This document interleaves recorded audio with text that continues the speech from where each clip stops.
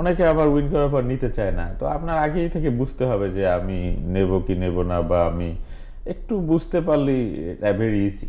অনেকের পয়সা আছে, ক্রেডিট আছে, কিন্তু তার সাহস করে না, বোঝে না। আবার যারা বোঝে তারা খুব, এটা হয় কি, housing market very competitive market, very very competitive. আপনি যদি একদিন 1 ঘন্টা অনেক সময় ডিসিশন নিতে দেরি করেন, হয়তো আরেকজন হাত নিয়ে থেকে নেবে। চলে গেল আর তো কি। ইউ হ্যাভ টু হ্যাভ মানে লিটল প্রিপেয়ার আর কি, এবং ইনফরমেশন, নলেজ হ্যাঁ and you knowledge, have to understand that thing.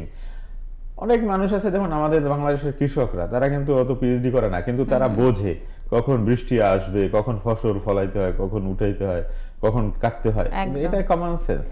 Real এস্টেটও অনেকে বোঝে যে এই নেইবারহুডে আমি কিনলে কি লাভ, এর ডেমোগ্রাফিক কি, মানুষ কি, রেস্টুরেন্ট কি, এটা কিন্তু আপনার অত লেখাপড়ার দরকার নেই। It's very common sense. একটু আশেপাশে তাকাইলে আপনি, যারা বোঝার বুঝে যায়। কারণ আমি তো অনেকের সাথে কাজ করি, তাদের অত একাডেমিক, কিন্তু দে আর মিলিনিয়ার ইন রিয়েল এস্টেটে। তারা ওই জিনিসটা আয়ত্ত করে ফেলছে, বুঝতে পারছে। এখন আপনি অনেকে এক শর্টে তো হবে না, অনেকে হয়তো কোনো কোনো কয়েকটা বাড়িতে কম লাভ করছে, দু একটা লস খাইছে, আবার লাভ করছে। In the long run they are making tons of dollars.